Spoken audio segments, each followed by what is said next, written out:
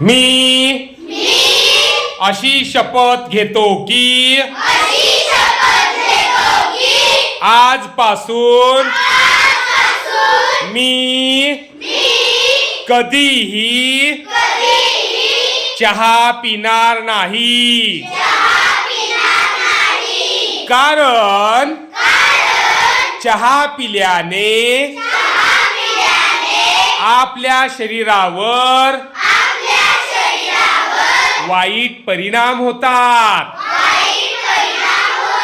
त्यामध्ये डोकेदुखी, पचन संस्थेमध्ये बिघाड अशा अनेक समस्या निर्माण होतात. त्यामुळे चहा बंद केलेले बरे ना.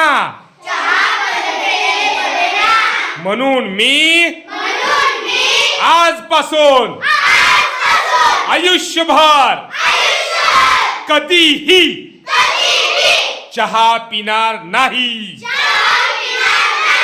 जय हिंद.